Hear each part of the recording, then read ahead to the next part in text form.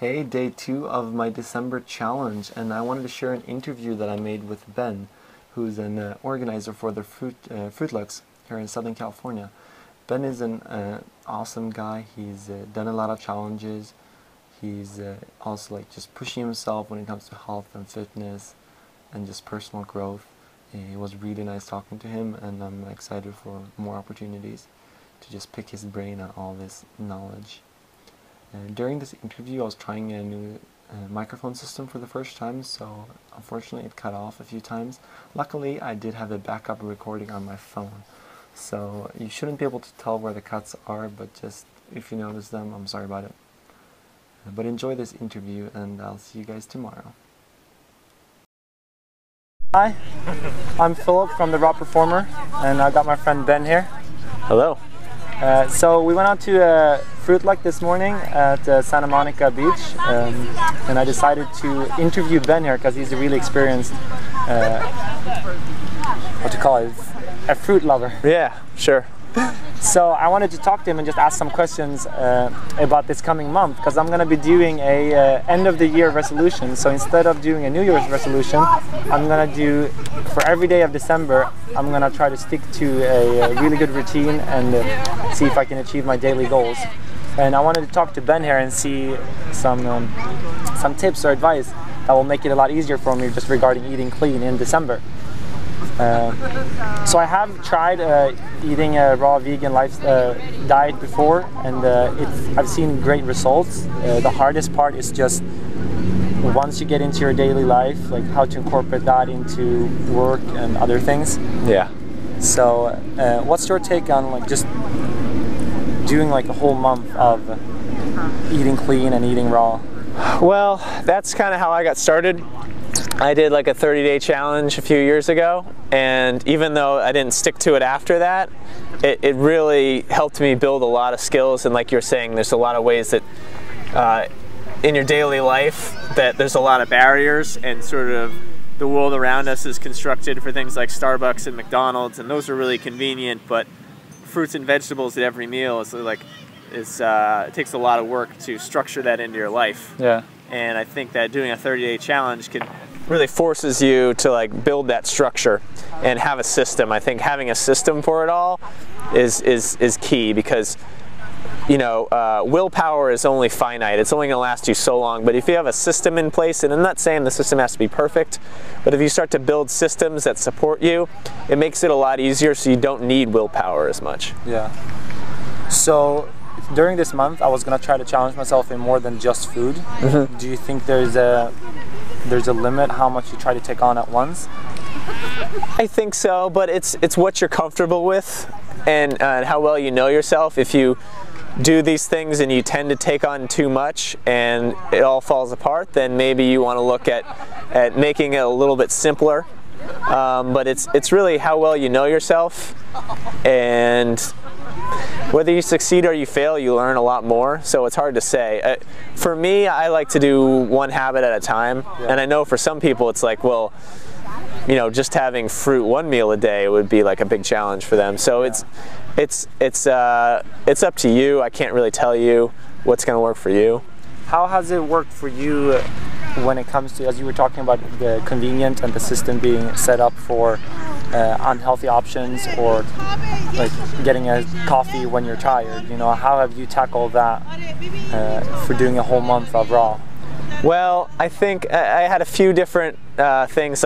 One was carrying a large inventory of fruits so that you're never running out. Yeah. And you especially with something like persimmons right now in late fall, early winter. I mean, some of these can take a month to ripen. So I have over 100 pounds of persimmons in my house right now, but only about 6 or 7 are going to ripen every day. So yeah, it's important to carry a large inventory. Have a transport system so you can take it with you. If you have you want to get those big mason jars so you can hold orange juice or a smoothie or something like that. I also have these big Tupperware bowls with a top, so if I need to bring a salad somewhere, I can do that. Do you have access to refrigerators and stuff? So at my school, there is refrigerators that I can leave my food off during the day. Yeah. Because I noticed that earlier when I was trying to go to work and stuff, if I would bring a salad for the end of the day, it would spoil if I made it in the morning, like it would go really bad. Yeah. So just making sure you have access to a fridge or a cooler. A fridge, yeah, or I mean they make like cooler bags that are like, I haven't really experimented too much with keeping a salad in them all day, but yeah, access to a fridge is really key. Yeah, just basically storage and transport of all these things if you're going to be at work or school all day. And how, because as I said, I've tried doing a raw month and have done that, and I've been eating mostly raw vegan for over a year, but I've never been completely strict just because the planning and making sure you have it every day is, in my opinion, the hardest thing to do. So how have you gone about when it comes to just variety? Like, do you prefer sticking to simple in order to stick with eating raw vegan?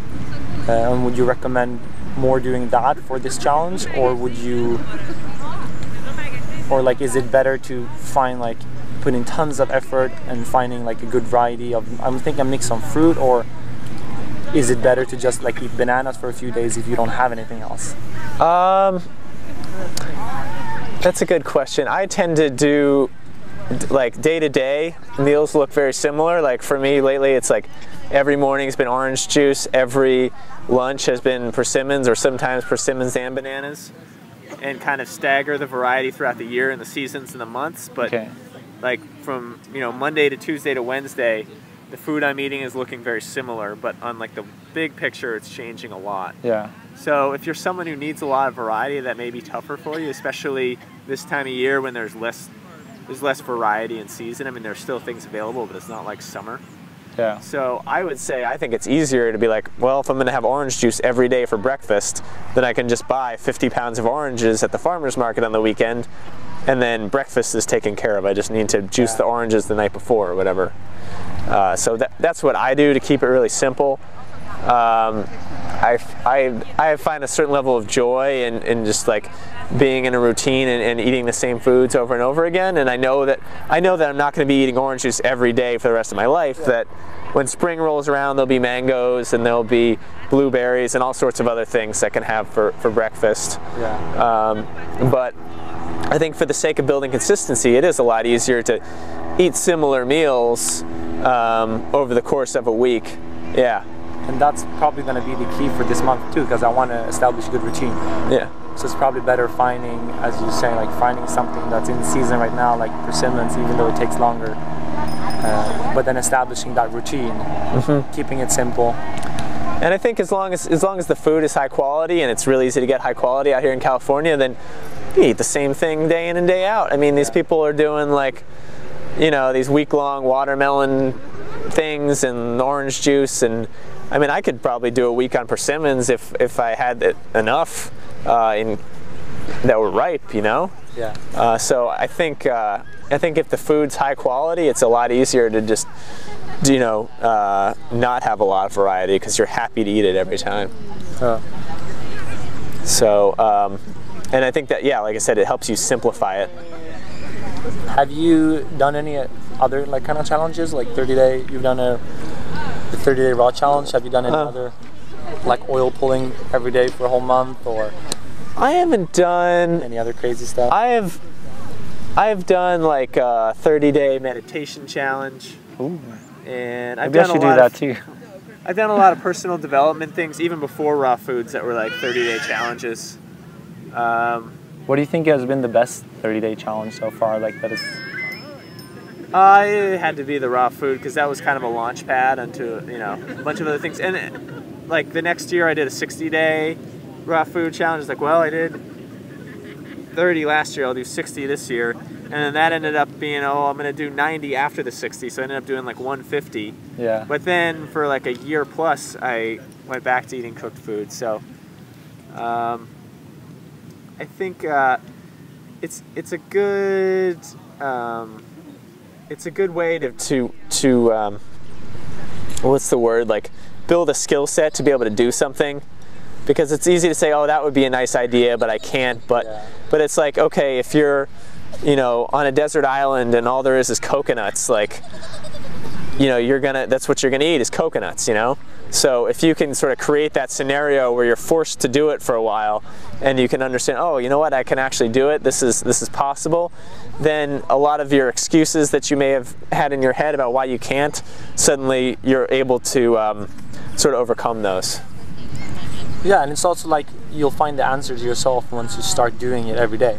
Yeah. Because you know in the beginning it's gonna be new, it's gonna be unique, and you're not gonna know how to do it. But if you do a 30-day challenge, by the end of it, you're gonna have 30 days of experience how it works for you. Yeah. And that's what I'm hoping with this challenge too, is finding out, is it possible for me to stick to such a strict routine? And I think it's one of the things is like, I had a friend whose dad used to say, well, somebody's pointing a gun to your head and you have to do it this way, what would you do, you know? Yeah, you'd probably do it. And so, yeah, so like the thing with your salad that you're talking about, you know, maybe you can find some way of like getting some sort of cooler that holds it, or, you know, there's a, wherever you work, there's a building next door where they have a fridge and you ask, can I just keep my stuff in your fridge? You know, I mean, you might be surprised that, you know, some sort of like lengths that you may have to go to get it to work, but then it does, and whatever it is no big deal, and then it just becomes routine. Yeah. I found that funny. I actually found that way when you travel and you stay at hotels. You just call the front desk and say that you have a medicine with you and you need to keep it cool, and they will send you a fridge for free into the room. Oh wow, okay.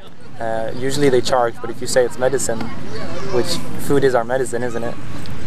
I have certain opinions on that. I don't like that word, but I mean, you are using it for health reasons, you know? Yeah. Yeah, so I found out when you travel, so yeah, I can probably find something similar around the areas where I work as well.